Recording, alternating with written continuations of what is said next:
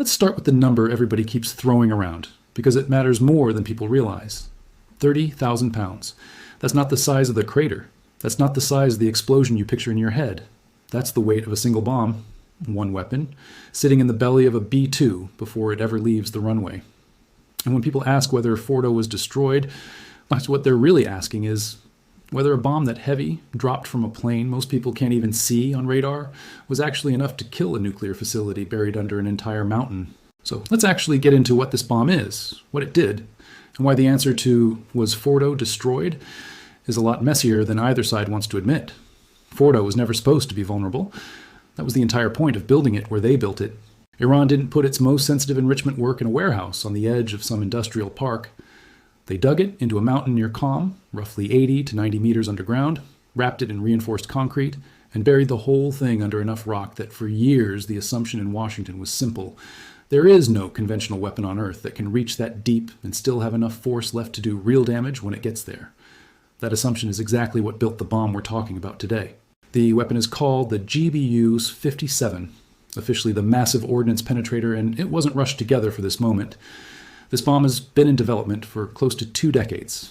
It started as a technology demonstration under the Defense Threat Reduction Agency before the Air Force ever took ownership of it, and the entire reason it exists traces back to 2006, when American intelligence first figured out that Iran was quietly constructing an underground enrichment complex in the mountains of northwestern Iran. From that moment on, the program had one job: build something that can get to a target like that. 15 years of engineering, testing, and refinement, and the primary design driver the entire time was one facility: Fordow. So what actually is this thing? It's roughly 20.5 feet long, built almost entirely out of high-strength steel with a hardened casing, packed with explosive filler, and a fuse that can be individually programmed for each drop. It's not a dumb gravity bomb. It's precision-guided, which means it doesn't just fall, it steers itself down toward a specific aim point with enough accuracy that you can put multiple bombs through the exact same hole if that's what the mission calls for. That detail turns out to be the whole story of how this thing actually worked at Fordow. So hold on to that. Only one aircraft in the American inventory can even carry this bomb: the B-2 Spirit. Not the F-35, not the F-22, not any 4th-generation fighter running around the Gulf right now.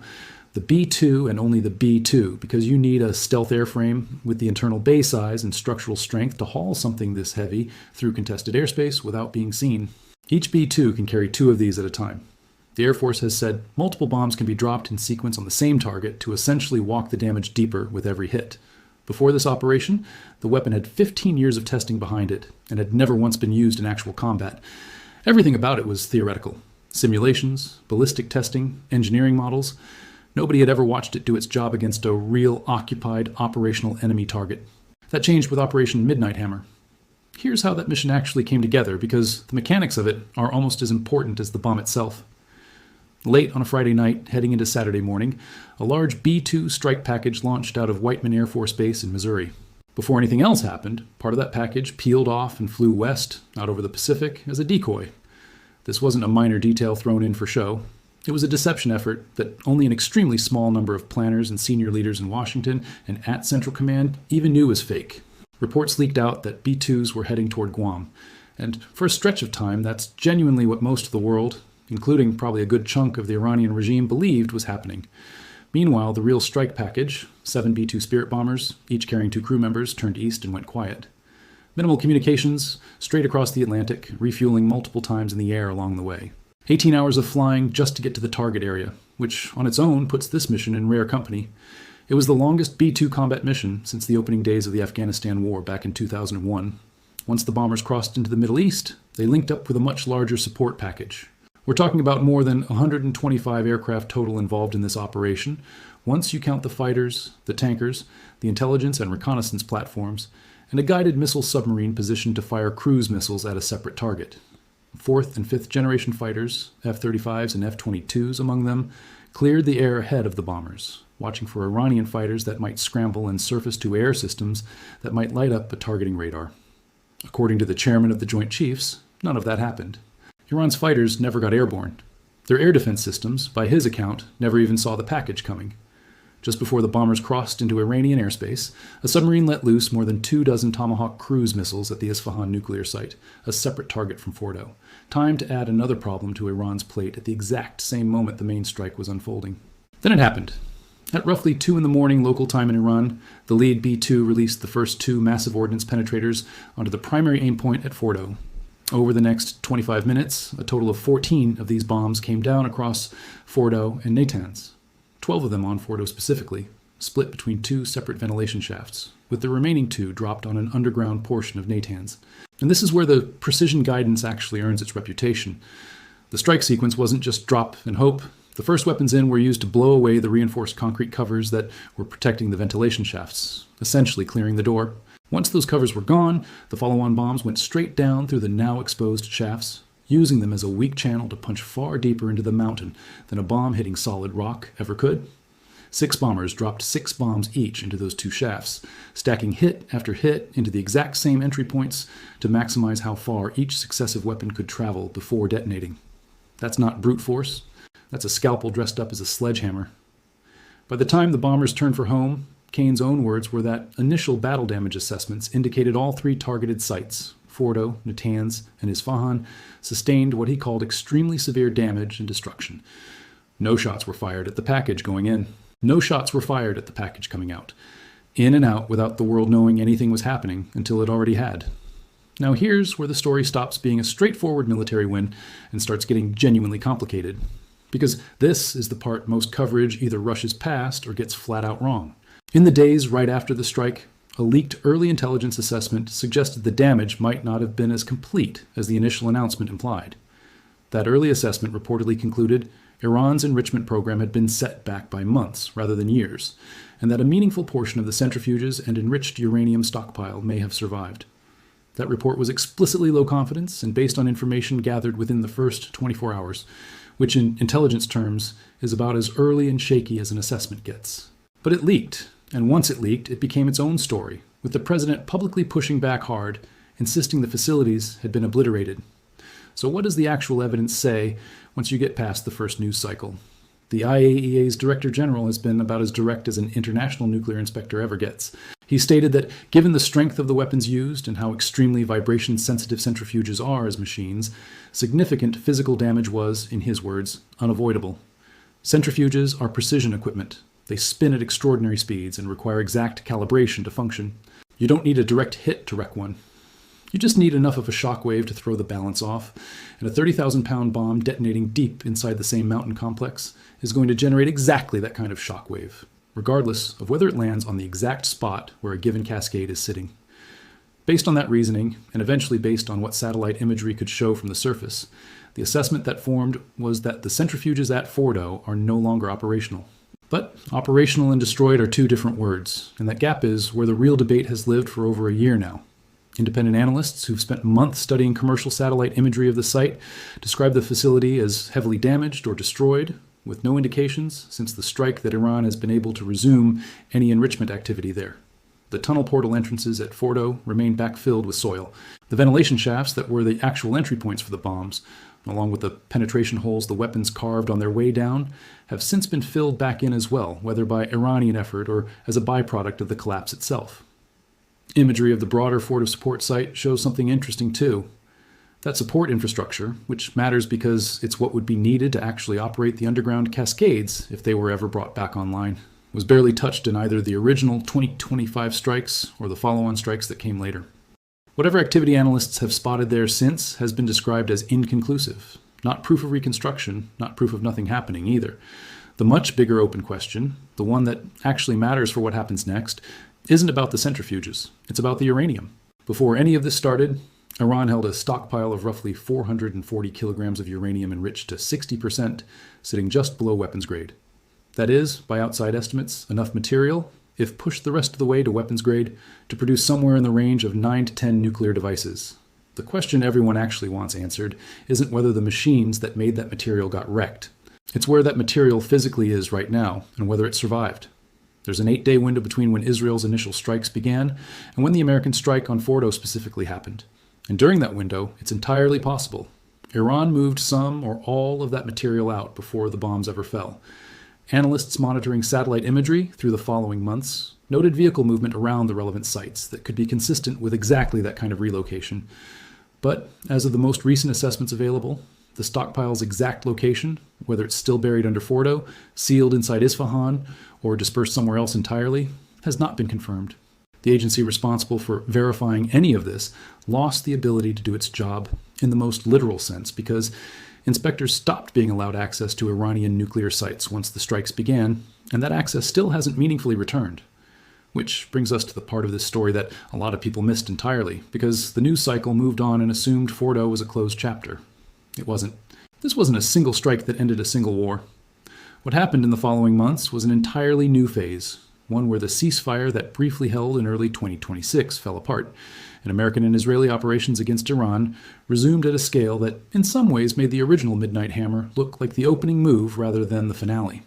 New strikes hit missile production facilities, banking infrastructure tied to the regime's financial network, warships, and command centers across Tehran, Qom, and Isfahan. Reporting at the time described thousands of targets struck. And in the most consequential single development of that entire phase, strikes reportedly killed Iran's supreme leader, with his son injured in the same wave of attacks.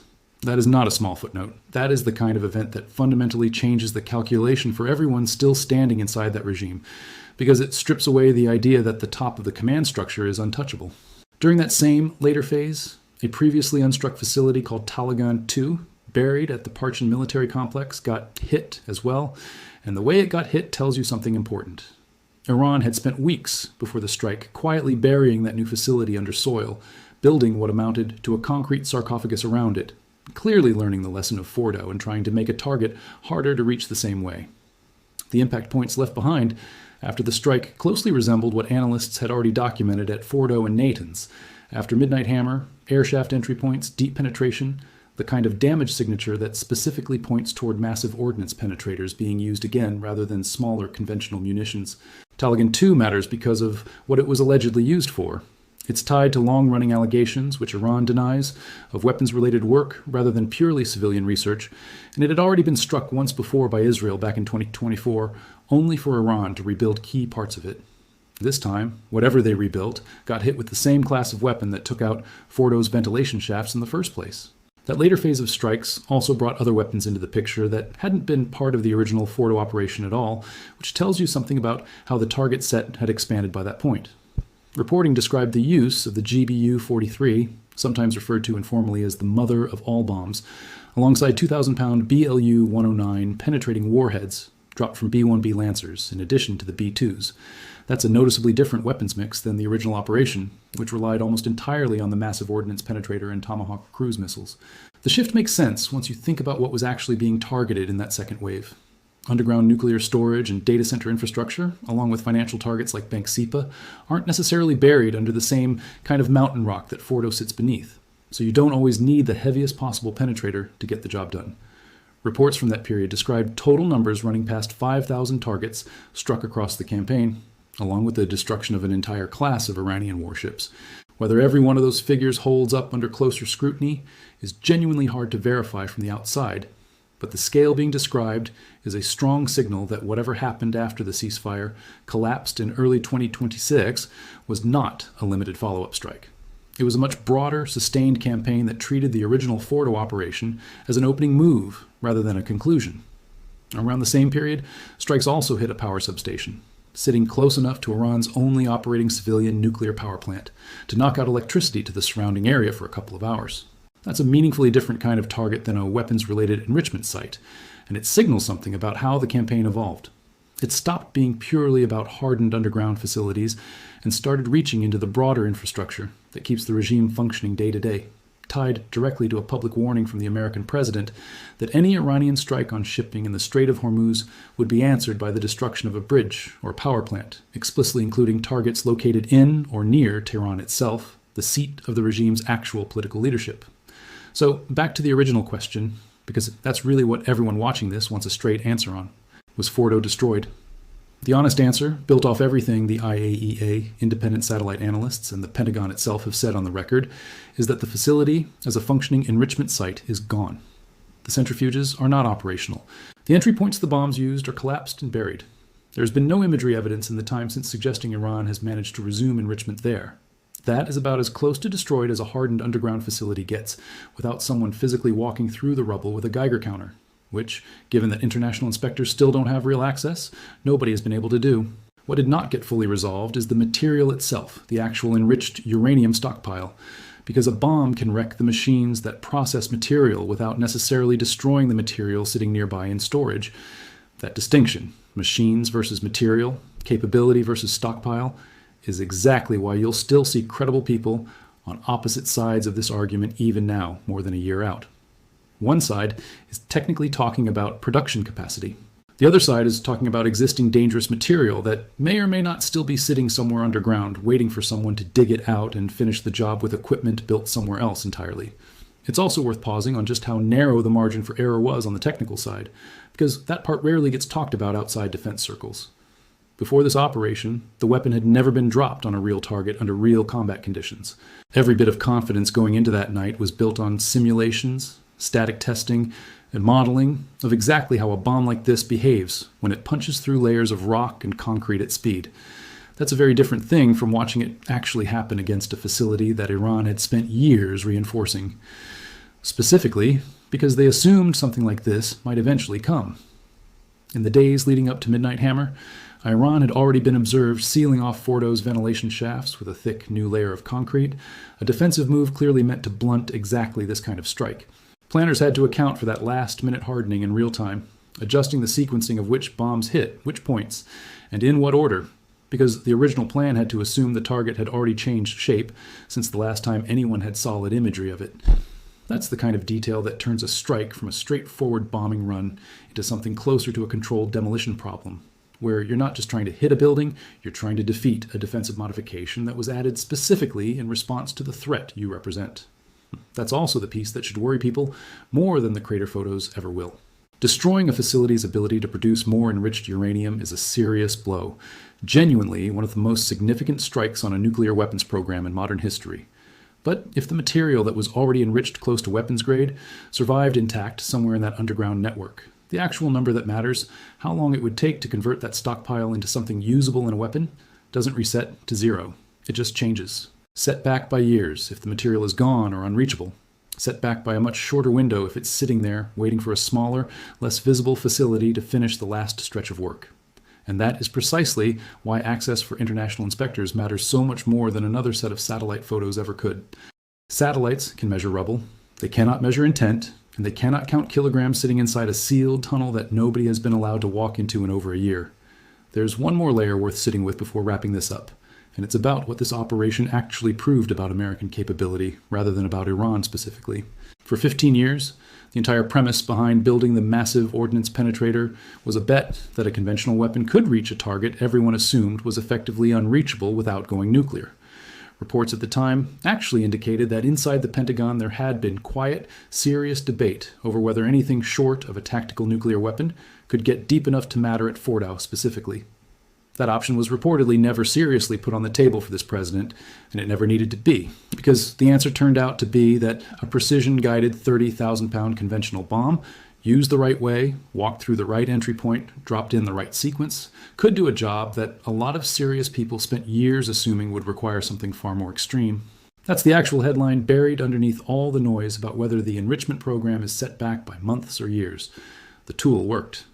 The 15-year bet paid off technically, even if the political and strategic aftermath is still every bit as unresolved as it was the morning after the bombs fell. If you've made it this far, drop a comment with what you think actually happened to that missing stockpile, because that's genuinely the piece nobody has a confirmed answer to yet, and I'd be curious what people think is more likely, that it got moved before the strikes ever happened, or that it's still buried somewhere in that mountain waiting to be dug out. And if this kind of breakdown is useful to you, hitting like actually helps more people see it. And subscribing means you won't miss it when there's an update on where that uranium actually ended up, because there almost certainly will be one. What's left now is less of a bomb damage story and more of an ongoing intelligence problem. Iran's official position has stayed consistent, that certain facilities were badly damaged, which is a notably careful choice of words for a regime that usually leans hard into defiant rhetoric. Their foreign ministry never claimed the sites were untouched. It never claimed the strikes failed. It used a phrase that quietly concedes serious damage while stopping short of admitting the program is finished, which tells you something on its own. Meanwhile, the Israeli Atomic Energy Commission's assessment landed on the more aggressive end of the spectrum, describing Fordow as rendered inoperable And the combined effect of the American and Israeli campaign is setting Iran's program back what they characterized as many years, not months. That's a meaningfully different conclusion than the leaked early low-confidence assessment. And it's worth remembering that assessment was explicitly early and explicitly shaky by the standards of the people who wrote it, while the conclusions that came later, after actual imagery analysis over the following months, consistently leaned toward more severe and more lasting damage, not less.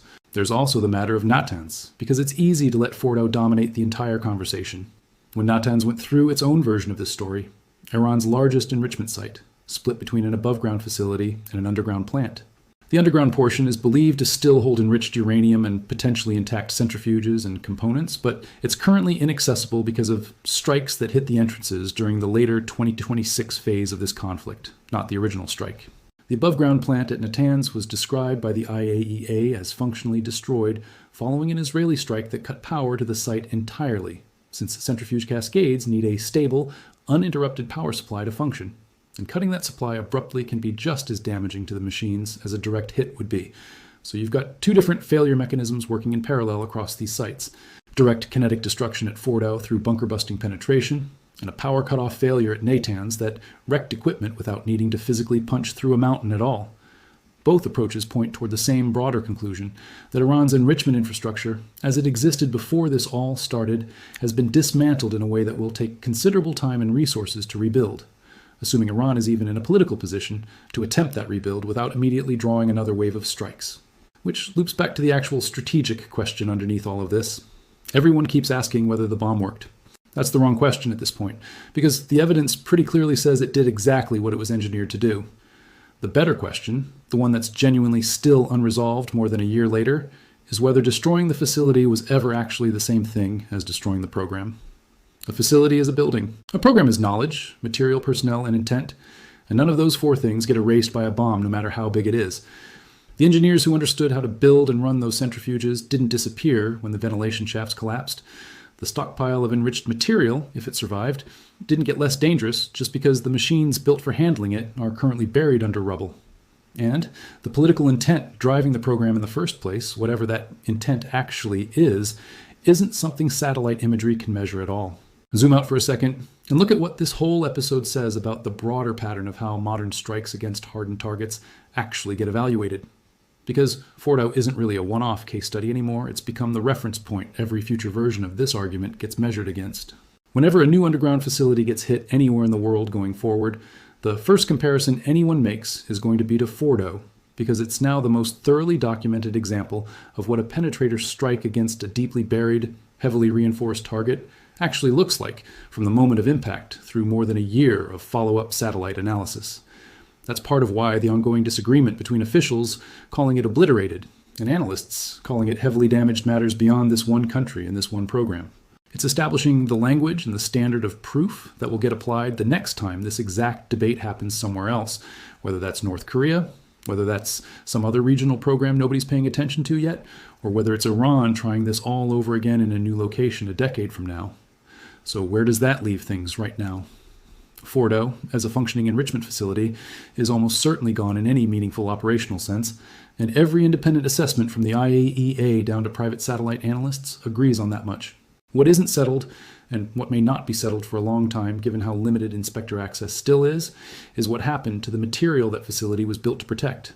That unresolved piece is exactly why you'll keep hearing this story described completely differently depending on who's talking.